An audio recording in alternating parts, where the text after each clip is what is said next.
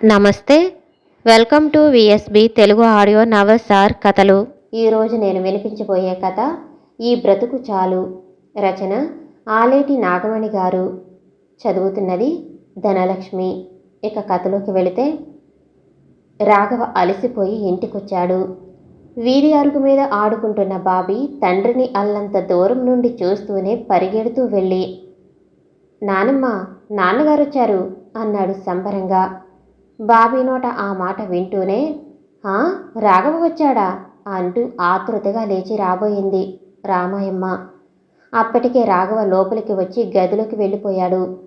నానమ్మ, నాన్న రాగానే చెబితే 5 పైసలు ఇస్తానన్నావుగా అన్నాడు బాబీ.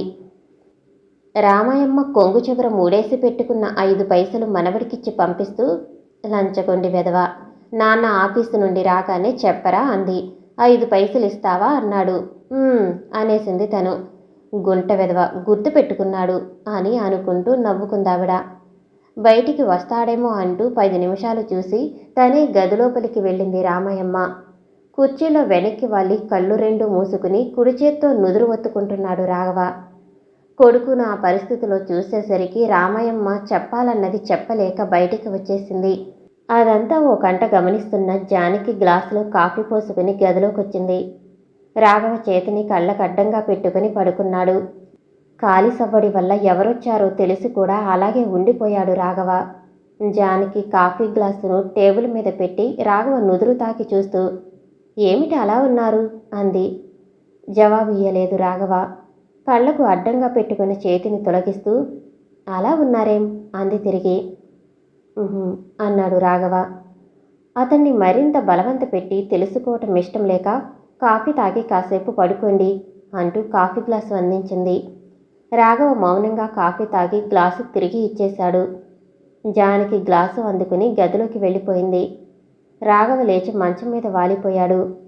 రాఘవ కళ్ళు మూసుకున్నాడన్న మాటే కానీ చెవుల్లో ఆఫీసురు మాటలే గింగుర్లెత్తుతున్నాయి. ఈసారి ఇలాంటి తప్పు జరగటానికి వీల్లేదు. పై అధికారులకు రిపోర్టు చేయాల్సి ఉంటుంది అన్నాడు. ఇంత గర్వం! బోడి ఆఫీసురునని ఎంత టెక్కు! పై అధికారులకు రిపోర్టు చేస్తాడట. చేసుకొని ఏమవుతుంది? వెధవ ఉద్యోగం పోతుంది, అంతే కదా. అయినా తను కావాలని చేశాడా ఏమిటి ఆ తప్పు? ఆ కోటి వెధవ సెలవు పెట్టి తన ప్రాణం తీస్తున్నాడు. అసలు 6 ఏళ్ల సర్వీసులో ఒక్కనాడు ఒక్క చిన్న తప్పు చేశాడా? ఇదంతా ఆ కోటిగాడి వల్లే వచ్చింది. వెధవ పెళ్ళాం పుట్టింటికి వెళ్ళిందని వెనక్కి వెళ్ళాడు. అలాంటి వెధవ పెళ్ళాన్ని వదిలి ఉండలేనివాడు అసలు ఎందుకు ఉద్యోగం చేయాలి? ఎంచక్క పెళ్ళాం కొంగు పట్టుకుని తిరగకూడదు. ఎప్పుడో వారం రోజుల క్రితం పంపించాల్సిన అర్జెంటు లెటరు ఫైల్లో పెట్టి తనకో మాట మాత్రం అయినా చెప్పకుండా అడుగున పడేశాడు. తనకేం తెలుసు? చివరికి వాడు నెల రోజులుగా పెండింగ్లో ఉంచినవన్నీ వీలైనంత వరకు పూర్తి అయిందనిపించాడు. సంతకం కోసం ఆఫీసర్ దగ్గరికి వెళ్ళిపోయాయి. కానీ ఆ లెటర్ కోసం అంతగా ఎగరాలా? ఇది ఆఫీస్ అనుకున్నావా ఇల్లా? వారం క్రితం పంపించాల్సిన ఉత్తరం ఇప్పుడయ్యా పంపించేది? కనిపించటం లేదు అర్జెంటు అని. ఎందుకు ఈ ఉత్తరం సమయానికి పంపించకపోతే అంటూ గట్టిగా రంకేసారి అరిచాడు. అది నా సీటు కాదండి, కోటేశ్వరరావుది. ఆ ఉత్తరం అర్జెంటు అని ఇందాకనే చూశాను. ఫైల్లో అడుగున పడేశాడు అని తానెంత చెప్పినా వినిపించుకుంటేనా? రాఘవ గారు, మీరు సిన్సియర్గా వర్క్ చేస్తారని నాకు తెలుసు. అందుకే మీకు ఈ పని అప్పచెబుతున్నాను. శ్రమ అనుకోకుండా కాస్త కోటేశ్వరరావు గారి సీటు కూడా చూడండి అని ఆ రోజు బ్రతిమాలిన ఆఫీసరు ఈనాడు నేను తప్పు చేయలేదు మొర్రో అంటే వినిపించుకున్నాడా? వినిపించుకోలేదు. పైగా సవాల్ చేస్తున్నట్టు ఎందుకు అన్నాడు. అంటే ఈ ఉత్తరం అర్జెంట్ అని తెలిసి చేయలేని నీ బతుకెందుకు? నీ BA డిగ్రీ ఎందుకు అనేగా? ఛీ, ఇన్నాళ్లకు ఎలాంటి మాట పడ్డానో. ఇదంతా ఆ కోటిగాడి వల్లే జరిగింది. ఒరేయ్ రాఘవ, చచ్చి నీ కడుపును కొడతారా? నా సీటు చూడమని ఆఫీసరు అడిగితే ఒప్పుకోరా నా తండ్రి? నీకు పెళ్ళయింది కదరా, పైగా సీనియర్వి. నా బాధ నీకు అర్థం కానిది కాదు. కానీ నేను జూనియర్ని. పెళ్ళయ్యి 6 నెలలు కాలేదురా. మా ఆవిడ పుట్టింటికెళ్ళి వారం దాటింది. నా బాధ, ఈ వారం రోజులుగా నా ఆవేదన సూటిగా చెప్పాలంటే నా విరహం నీతో విడమర్చి చెప్పలేను. అయినా నీకు అనుభవం ఉంది కదరా చెట్టి, ఈ మాత్రం పుణ్యం కట్టుకోరా బాబాబు అని బ్రతిమలాడాడు. నిజమే అంటూ జాలిపడి దయతలిచి ఒప్పుకున్నాడు. కోటేశ్వరరావు తనను ఎత్తేసినంత పనిచేసి 10 రోజులు సెలవు పెట్టి వెళ్ళాడు. వారం రోజులు పెళ్ళం పుట్టింట్లో ఉందని వీడు 10 రోజులు సెలవు ఎందుకు పెట్టాడో అర్థం కాక ఆఫీసరు అడగగానే ఒప్పుకున్నాడు.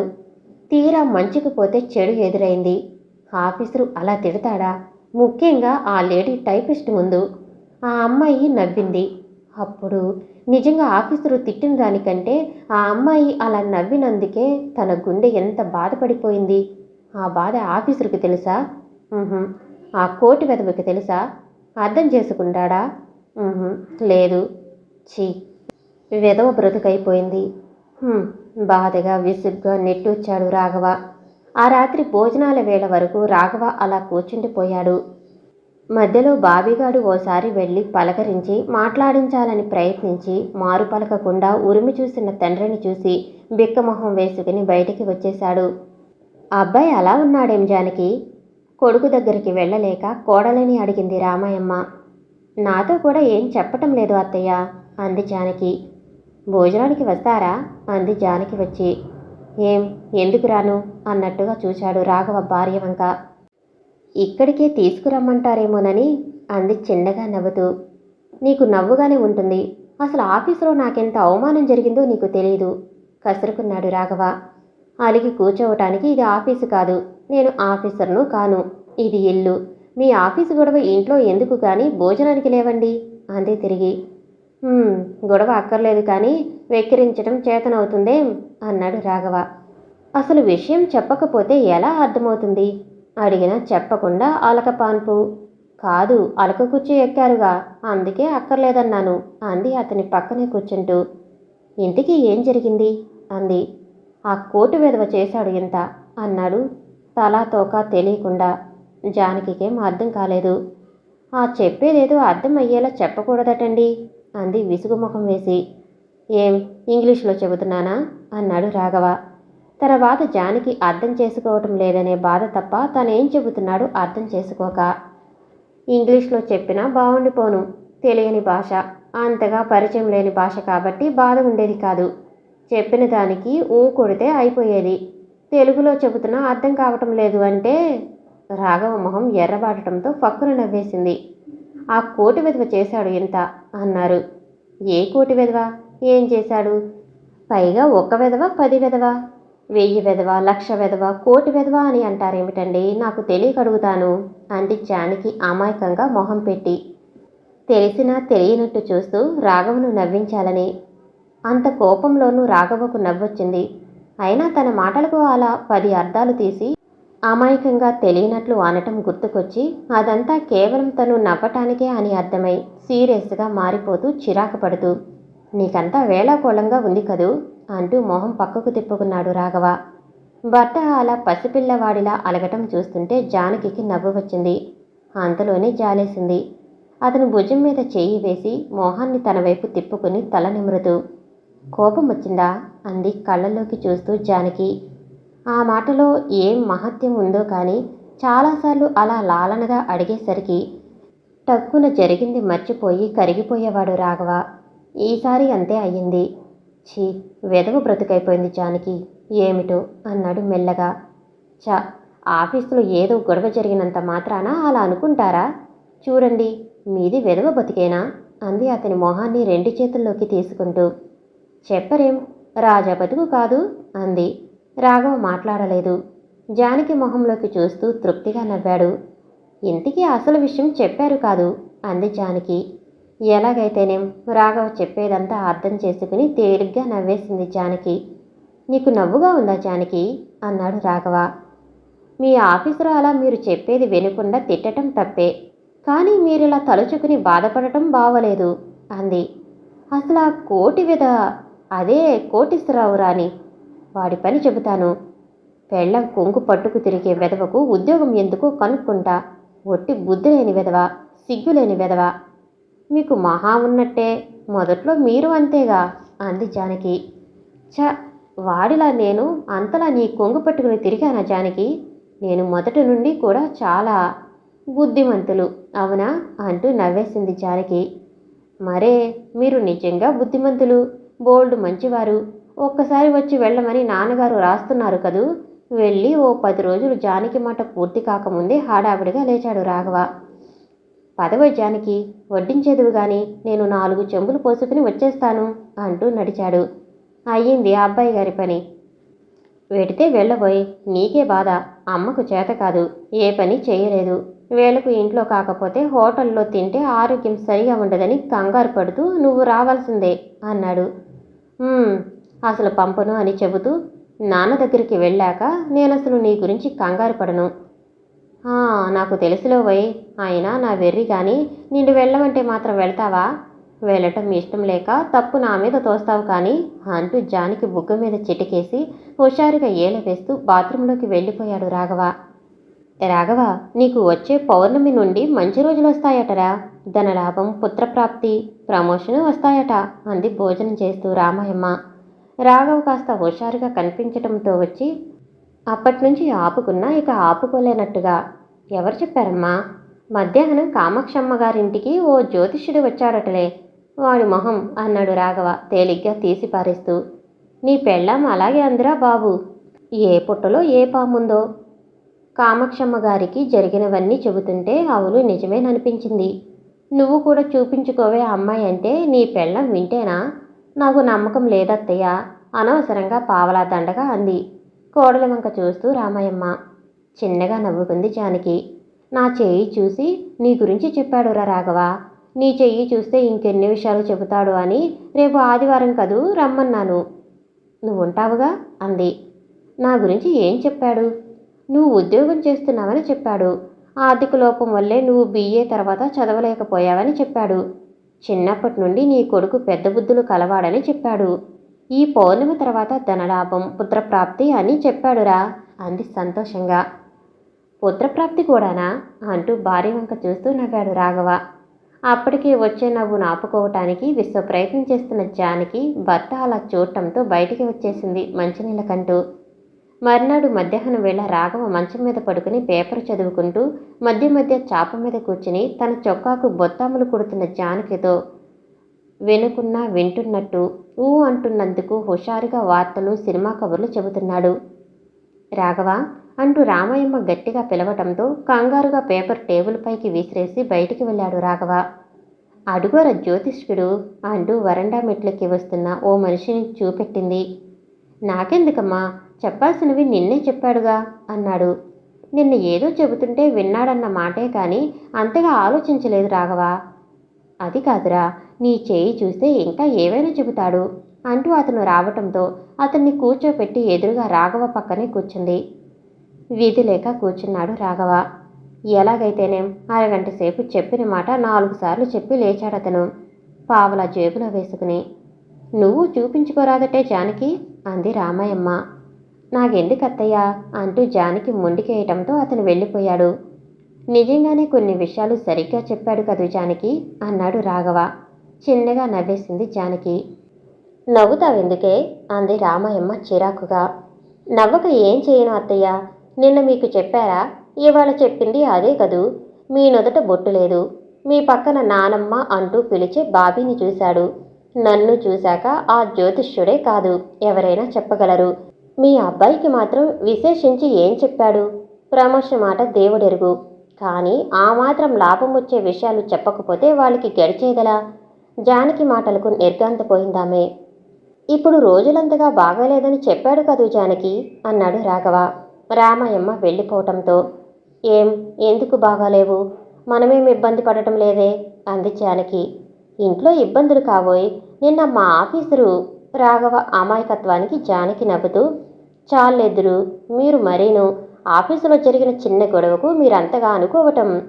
పోనీ ప్రమోషన్ వస్తుందని అనలేదు అన్నాడు. ఆహా, మీ మాట ప్రకారం మీ ఆఫీసరు తిడుతున్నాడని, రోజులు బాగాలేవని అంటున్నారుగా. ఈ ప్రమోషన్ రావటం అది కాదు జానకి, ఆ మధ్య అనుకున్నారు లెద్దురు అందరూ. ఆఫీసరు నా పేరు రికమెండ్ చేస్తాడని. కోటిగాడు వెళ్ళి వారం రోజులేగా అయ్యింది. అయినా నిన్ననేగా అతను అలా విసుక్కుంది. ఇది మరీ బాగుంది. ఇందాక రోజులు బాగోలేవనటానికి ఆఫీసరు తిట్టారని ఉదహరించారు. ఇప్పుడు ఇదేనా? ఏమో, మీకు నమ్మకం ఉందేమో కానీ నాకేమాత్రం నమ్మకం లేదు. ఏమో, వాడు అలా చెబుతుంటే నాకెంతో నమ్మకంగా ఉంది. వాడేం చెప్పాడో నాకు అర్థం కాలేదు. ఎదురుగా కనిపించేవి చెప్పటం కూడా గొప్పేనేమిటి? అయినా నాకు అలాంటి వాటి మీద నమ్మకం లేదు అంది ఖచ్చితంగా జానకి. రేపును రంగుల్లో చూసి గొప్పగా ఊహించుకుని పొంగిపోవటం, రేపు ఎంతకంటే విపరీత పరిస్థితులే ఎదురైతే కుంగిపోవటం ఓ విధమైన బలహీనతే. రేపంటే నీవు ఆశ పెంచుకోవా జానకి? నిరాశావాదివా నువ్వు? లేదు, నేను ఆశావాదినే. రేపు ఉందని, ఉంటుందని, ఉండాలని అనుకుంటాను. కానీ ఇలా ఉండాలని అనుకునే ముందు నేటి మన కృషి ప్రయత్నం అంచనా వేసుకుని ఊహించి ఆశిస్తానే తప్ప మరో విధంగానూ కాదు. ఈనాడు అనుకున్నది రేపు జరగకపోతే ఈ క్షణం రేపు మన ముందు నిలబడి నవ్వుతుంది. ఆ క్షణాన్ని ఎదుర్కొనే శక్తి అందరిలో ఉండదు. అందుకే నువ్వు రేపు ఎలా ఉండాలనుకుంటున్నావు అన్నాడు రాఘవ నవ్వుతూ. ఇలాగే, ఈ రోజులాగే ఉంటే చాలు. అల్ప సంతోష జానకి. అంతేకాదు, రేపు ఎదురయ్యే పరిస్థితికి తట్టుకోలేని బీరువివి. అతని మాటలకు జానకి సాలోచనగా చిన్నగా నవ్వేస్తూ, నేను మీకు బీరువులా కనిపిస్తున్నానా అన్నట్టు అతని మొహంలోకి చూసింది. మరో 2 రోజుల్లో ప్రమోషన్ విషయం తెలిసిపోతుందని ఆఫీసులో తెలియటంతో రాఘవ జ్యోతిష్యుని మాటలు గుర్తొచ్చాయి. ఆ సాయంత్రం ఆఫీసు నుండి వస్తూ ఆంధ్ర బ్యాంకు దాటాక గార్డెన్కి ఎదురుగా ఉమెన్స్ కాలేజీ గోడవారుగా ఓ చోట కూర్చున్న చిలక జోస్యం చెప్పే వ్యక్తిని చూస్తూనే ఆగిపోయాడు. 10 పైసలు ఇవ్వటంతో చిలక పేర్చిన ముక్కల్లో నుండి ఓ కాగితం ముక్క తీసి ఇవ్వటంతో చేయి చాపి చూపించాడు. చాలాసార్లు అతని ముందు కొందరు అలా చేతులు చాచి కూర్చుని ఉండటం చూసి బుద్ధి లేదు అంటూ చిరాకు పడ్డ తనే ఈరోజు అలా చేయి చూస్తుంటే ఓ క్షణం సిగ్గు వేసిన మరుక్షణంలో మనసును సరిపెట్టుకున్నాడు రాఘవ. వాడు ఏమిటేమిటో చెబుతుంటే రాఘవకేం అర్థం కాలేదు. నాకు ప్రమోషన్ వస్తుందా రాదా అన్నాడు. ఓ, తప్పకుండా వస్తుంది. ఇదిగో చెయ్యి, ఈ చేతిలోని ఈ రేఖ ఉంది చూశారు బాబు, ప్రమోషన్ రాకేనండి. ఈ వారం అంతా గురుబలం బాగుందండి. ధనలాభం, ఉద్యోగ లాభం, సుఖలాభం. ఇంకా ఏమిటేమిటో అంటుంటే తిరిగి తన పాత ప్రశ్నే అడిగాడు రాఘవ. బాబుగారు, అనుమానించకండి, వస్తుంది. మీకు రాకపోవటం ఏమిటి? తప్పకుండా వస్తుంది అన్నాడు. రాఘవ సంతోషపడిపోయాడు. జేబులో నుండి పావలా తీసి వాడి చేతిలో పెట్టి హుషారుగా ఇంటికి వెళ్ళి కూనిరాగం తీస్తూ గదిలోకి అడుగుపెట్టాడు. నాకు ప్రమోషన్ వస్తుందోయ్ అన్నాడు కాఫీ తీసుకువచ్చిన జానకితో. నిజంగానా అంది సంతోషంగా జానకి. చిలక జోష్యం వాడు చెప్పాడు ఇందాక అంటూ జరిగింది చెప్పాడు. జానకి భర్త మొహంలోకి చూసి మరేం మాట్లాడకుండా ఖాళీ గ్లాసు అందుకుని వెళ్ళిపోయింది. జానకి, ప్రమోషన్ వస్తే కనీసం 50 రూపాయలన్న జీతం పెరుగుతుంది. మనకు ఇప్పుడు వచ్చే జీతం సరిపోతుంది కదూ. అంటే ఆ 50 రూపాయలు మిగులన్నమాటేగా. మొదటి నెల నువ్వు మంచి చీర కొనుక్కో అన్నట్టు నీకు ఓ వాచి కొనివ్వాలని నాకెన్నాళ్లగానో ఉంది జానకి.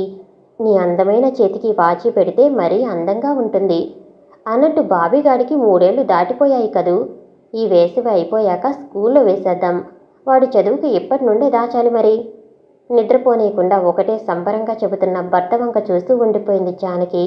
అతన్ని ఏమీ అనలేక ఎలా వారించాలో తెలియక లోపలే బాధపడిపోయింది. అర్ధరాత్రి వేళ మెలకు వచ్చిన జానకి లేచి కూర్చుంది. ప్రశాంతంగా నిద్రపోతున్న భర్త మొహంలోకి చూసింది. అమాయకత్వం మూర్తిభవించినట్టున్న భర్త మొహాన్ని చూస్తూనే ఆమె మనసంతా జాలితో నిండిపోయింది. ఇంకా రాని ప్రమోషన్, వస్తుందో రాదో ఖచ్చితంగా తెలియని ప్రమోషన్ గురించి అతను కనే కలలను, వాటిని పటిష్టం చేసుకోవటానికి జ్యోతిష్యుడు చెప్పే మాటలను నమ్మటం చూస్తుంటే అతను అంతగా ఎందుకు నమ్ముతున్నాడో అర్థం కాలేదు జానకి. జోస్యం చెబుతాననే ఏ వ్యక్తి కానీ చేయి చూపి శుభం జరుగుతుందని చెబుతాడే కానీ అశుభం, నష్టం జరుగుతుందని చెప్పలేడు. అలాంటప్పుడు అందరికీ శుభాలే జరిగితే కన్నీళ్లకు చోటేది? బాధలకు అర్థమేది? కనీస అవసరాలకే కటకటలాడిపోయే మధ్యతరగతి కుటుంబాలు మరుక్షణానికే అర్థం చెప్పలేక రేపుకు రూపం దిద్దలేకపోతున్నప్పుడు భవిష్యత్తును రంగుల కలలో చూపిస్తే దారిలేని జీవితాలు ఎలా నమ్ముతారు? ఒక్క పూటకు రూపం దిద్దలేకపోయిన వారు భవిష్యత్తును ఎంతో అందంగా ఊహించుకోవటానికి ఎక్కడి నుండి వస్తుందా ధైర్యం? ఆ బంగారు భవిష్యత్తు ఎలా వస్తుందని కూడా ఆలోచించని వారు అందంగా మాత్రం ఎలా ఊహించుకోగలుగుతారు? పునాది లేని మేడలు ఎలా నిలుస్తాయనుకుంటారు? పూరి గుడిసెలు నిలవదే, మరి జీవితాల మాటేమిటి? నువ్వు చాలా ఘోరంగా ఆలోచిస్తున్నావు జానకి. కలతలు కన్నీళ్లతో మగ్గిపోయే జీవితాలను, రేపటికి రూపం చెప్పలేని జీవితాలు, భవిష్యత్తు బంగారు బాటలో ప్రయాణం చేస్తుందంటే నమ్మక నిరాశ పెంచుకోవడం అనటం అన్యాయం అంది మనసు. కానీ ఆధారం లేకుండా, కృషి ప్రయత్నం లేకుండా ఎక్కడి నుండో బంగారు భవిష్యత్తు ఊడిపడుతుందని అనుకోవటం నమ్మడం, నమ్మి ఆశలు పెంచుకోవటం అవివేకం. అదృష్టం ఉన్నప్పుడు, అదృష్టం అనేది ఉంటే వాళ్ళు చెప్పినప్పుడు వరించి కాకపోతే తరిమేస్తుందా? ప్రతి వారికి అదృష్టం వరిస్తే దురదృష్టవంతులే కరువైపోతారు. వాళ్ళు నిజాన్ని చెబుతున్నారంటే అంతే కదూ మరి. నిజమైనా కాకపోయినా నిరాశ నిండిన మనిషికి ఓదార్పు, రేపటి మీద ఆశ కల్పించటం ఓ విధంగా నేరమే. రేపటి గురించి కలలు కంటూ మురిసిపోయే రాఘవ లాంటి వాళ్ళు చాలామంది ఉంటారు. వాళ్ళు అనుకున్నవి రేపు కానప్పుడు ఎదురయ్యే పరిస్థితులకు తట్టుకోగలరా? జోస్యాన్ని నమ్మి కలలు కనే బలహీనత ఉన్నవాళ్ళెవరు అనుకున్నట్టు జరగక విపరీత పరిస్థితులు ఎదురైతే తట్టుకోగలరా? రేపటి మీద ఆశ నేడు మనిషిని పొంగించినా రేపు కుంగించిందన్న నమ్మకమేమిటి? అలాంటప్పుడు ఆ బలహీనతలకు చేయూత ఇచ్చేది ఎవరు? రాఘవది మరీ సున్నితమైన మనసు, అమాయకత్వం మూర్తిభవించినట్టుండే రాఘవ. రేపు రేపు అనుకున్నది జరగకపోతే ఎంత బాధపడతాడో అనుభవం మీద తెలుసుకున్న జానకి లోలోపలే ఎంతో బాధపడిపోయింది. రాఘవ జోస్యాన్ని వెర్రిగా నమ్మటం జానకికి ఇష్టం లేకపోయింది. మర్నాడు రాఘవ ఆఫీసు నుండి వస్తూనే మరో వార్త చెప్పాడు. మీకొక్కరికే చెప్పాడా ప్రమోషన్ వస్తుందని? అంది జానకి.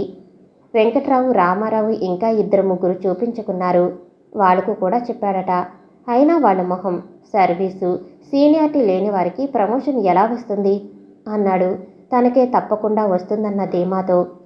ఏం అతను చెప్పినప్పుడు మీకు వచ్చి వాళ్ళకెందుకు రాదు? సూటిగా జానకి అడగటంతో, ఆహా రాదని కాదు, ఇప్పుడు మాత్రం వచ్చేది నాకే, ఆ తర్వాత బహుశా వాళ్ళకు రావచ్చు. ఏమో వాళ్ళకే వస్తుందేమో. అంటే నాకు రాదనా? కోపంగా అడిగాడు రాఘవ. వాళ్లకు రాకూడదనా? ఏమిటి జానకి, నువ్వు మరీ అన్యాయంగా ఆలోచిస్తావు. వాళ్లకు సర్వీసు సీనియారిటీ లేదు, నాలాగా సిన్సియర్ వర్కర్లు కారు. అందరూ తమ గురించి అలాగే అనుకుంటారు. ఈ విషయంలో నేనేం నా గురించి గొప్పలు చెప్పటం లేదు. అయినా నువ్వు ఇలా ఎందుకు మాట్లాడుతున్నావో నాకు అర్థం కావటం లేదు అన్నాడు చిన్నబోతూ. జానకికి కూడా అలా మాట్లాడటం ఇష్టం లేదు. కానీ భర్తకు తోడుగా తాను సంబరపెడితే రాఘవ అమాంతం కళ్ళు తెరిచే కలలు కంటుంటాడు అని జానకికి బాగా తెలుసు. అందుకే భయం కూడా. చూడండి, ఈనాడు ఆఫీసుల్లోనే కానివ్వండి, మరెక్కడా కానివ్వండి, సిన్సియర్గా చేసే వర్క్ కానీ సీనియారిటీ కానీ కాదు, పలుకుబడో లంచమో కావాలి. అలాంటప్పుడు మీరు అమాయకంగా సర్వీస్ లేదని, వర్క్ చేయరని, రాదని ఎందుకు అనుకుంటారు? మీ మాట ప్రకారం జోస్యం నిజమే అయితే ప్రమోషన్ అందరికీ వస్తుంది, లేకుంటే ఎవరికి రాదు. అంటే జోస్యం అబద్ధమన్నమాటేగా? అంటే కోపంగా అడిగాడు రాఘవ. మీరు అమాయకంగా ఆలోచిస్తూ వాడి మాటలు వీడి మాటలు పట్టుకుని ఊరికే మనసు పాడు చేసుకోకండి. జానకి మాటలు పూర్తి కాకముందే రాఘవ విసురుగా బయటికి వెళ్ళిపోయాడు. ఎంత అన్యాయం, అక్రమం అంటూ గొనుక్కున్నాడు రాఘవ. 2 రోజులుగా ముభావంగా ఉన్న భర్తతో ఏం వాదించలేక ఊరుకుంది జానకి. ఆనాడు రాఘవ ఆఫీసు నుండి వస్తూనే గదిలో కూర్చుని అలా అనటంతో మౌనంగా విననట్టే ఊరుకుంది. చూసావా జానకి, ఎంత పని జరిగిందో అన్నాడు. తలెత్తి ఏమిటన్నట్టుగా చూసింది. వెంకట్రావు ఆఫీసులో చేరి 2 సంవత్సరాలేగా అయ్యింది. వాడికి ప్రమోషన్ వచ్చింది. వాడసలు ఒక్క లెటర్ స్పెల్లింగ్ తప్పు లేకుండా రాయలేడు కానీ అంటూ నిట్టూర్చాడు. జానకి మాట్లాడలేదు. ఒకసారి భర్త మొహంలోకి చూసి వెళ్ళిపోయింది. రాత్రి భోజనాలప్పుడు సగం తినకుండా పళ్ళెంలో నీళ్లు పోసి వెళ్ళిపోతున్న భర్తను చూసి చాలా బాధపడిపోయింది జానకి. జానకి గదిలోకి వెళ్ళేసరికి కిటికీకి దగ్గరగా కుర్చీ లాక్కుని ఏదో ఆలోచిస్తున్నాడు రాఘవ. అతని మొహంలో బాధ, నిరాశ స్పష్టంగా కనిపించాయి జానకికి. దగ్గరగా వెళ్ళి అడిగింది, అలా ఉన్నారేం? రాఘవ మాట్లాడలేదు. రెండోసారి లాలనగా అడిగినా లాభం లేకపోయింది. జానకి, నన్ను విసిగించక వెళ్ళు. జానకి మరింత రెట్టించి వెళ్ళిపోయింది. అర్ధరాత్రి లేచి కూర్చుంది జానకి. చీకట్లో రాఘవ ఇంకా అలా కుర్చీలో కూర్చుని ఉన్నాడు. ఆలోచనలో మునిగి లేచిన జానకిని గమనించి రాఘవ హఠాత్తుగా లైటు వెలగటంతో ఉలిక్కిపడి తల తిప్పి చూశాడు. మీరింకా పడుకోలేదా అంది దగ్గరగా వెళ్ళి. నిద్ర రావటం లేదు జానకి, చాలా మెల్లగా అన్నాడు రాఘవ. ఎందుకు, ఒంట్లో బాగుండలేదా అంది అసలు విషయం తెలిసినా. జానకి ప్రశ్నకు నవ్వేస్తూ, ఒంట్లో కాదు, మనసు బావలేదు. అసలు ఈ బ్రతికే బావలేదు జానకి అన్నాడు నిరాశగా. అతని మాటల్లోని అర్థం తెలుసుకుని, నిరాశను అర్థం చేసుకుని నిలువున భయపడిపోయి అంతలోనే మామూలుగా అయిపోయింది జానకి. జానకి, అంతా అన్యాయం. తెలిసి కూడా నేనెందుకు అలా వెర్రిగా ఆలోచించానో అర్థం కాలేదు. నువ్వు చెబుతూనే ఉన్నా పిచ్చి నమ్మకాలతో ఎన్ని ఊహించుకుని ఎన్నెన్ని ఆశలు అల్లుకున్నాను. ఓ చా, వెధవ బతికైపోయింది. చటుక్కున రాఘవ నోటిని మూసేసింది జానకి. నిరాశను ఎదుర్కొనే శక్తి ఉన్నప్పుడే ఆశను పెంచుకోవాలి. ఈనాడు కలలకనే క్షణం రేపు పరిహసిస్తుంటే కోరింది అందలేదని బాధ కంటే ఈ పరిహాసమే, పరిహసించే ఆ క్షణమే భరించడం కష్టమైపోతుంది. అందుకే నిజమే జానకి, కానీ అని ఒప్పుకుంటూనే కాసేపు మౌనంగా ఉండి, అసలు ఏం జరిగిందంటే, వద్దు, నాకేం చెప్పొద్దు. నాకు కావాల్సింది ఒక్కటే. రేపు లేదని కాదు, ఉంది, ఉండాలి. ఉండాలని ప్రతి మనిషి కలలు కనాలి. కానీ ఆ కలలు పరిధిని మించక అవధిని దాటనంత వరకే క్షేమకరం. కానీ ఆ పరిధిని దాటి పిచ్చి నమ్మకాలతో చదువుకున్న చదువును సైతం మరచి నాటికి చేయూతనిచ్చి ప్రాణం పోసి రంగుల్లో చూస్తే ఆ తర్వాత ఎదురయ్యే పరిస్థితులు మనిషిని నిరాశపరుడుగానే కాదు, ప్రాణం ఉన్న శవంగా మారుస్తాయి. అందుకే మీలో ఆ బలహీనత ఉండకూడదు. నిరాశను ఎదుర్కొనే ధైర్యం కలిగి ఉండటమే ఆశించటానికి పెద్ద అర్హత. అనుకున్నది, ఆశించినది అందినా అందకున్నా చలించకుండా ఉన్నంతకాలం బ్రతుకు ఎంతో అందంగా, మధురంగా, తేలిగ్గా ఉంటుంది అంది జానకి. చూడండి, మనకేం లోటని వెధవ బతికైపోయిందంటున్నారు. మనం ఎంతో హాయిగా ఎన్నో కాపురాల కంటే సుఖశాంతులతో కాపురం చేసుకుంటున్నాం. కలతలు లేని కాపురం మనది. కడుపు నిండా తింటున్నాం. నలుగురికి పెట్టలేకపోయినా ఎదుటివారి ముందు చేయి చాచకుండా సంసారం చితికిపోవటానికి కారణమయ్యే అప్పులు లేకుండా ఉంటున్నాం. మనకు పెద్ద దిక్కుగా అత్తయ్య, మన ఇద్దరి మధ్య బాబు ఉన్నారు. మనకేం తక్కువైందని, ఏం లోటుందని? మనం చాలామంది కంటే ఎంతో హాయిగా ఉంటున్నాం. మనకి బ్రతుకు చాలదు అంది. జానకి రాఘవ మొహాన్ని రెండు చేతుల్లోకి తీసుకుని అతని కళ్ళల్లోకి అనురాగంగా చూస్తూ, అవును, మనకి బ్రతుకు చాలు. నువ్వు తోడుగా ఉన్న ఈ బ్రతుకు చాలు జానకి అన్నాడు రాఘవ జానకి కళ్ళల్లోకి అమాయకంగా చూస్తూ. జానకి తృప్తిగా నవ్వేసింది. సమాప్తం. నేను వినిపించే ఆడియో కథలు, నవల్స్ మీకు నచ్చినట్లయితే మరిన్ని కథల కోసం షేర్ చేసి, లైక్ చేసి, సబ్స్క్రైబ్ చేసుకోండి. Thank you for watching.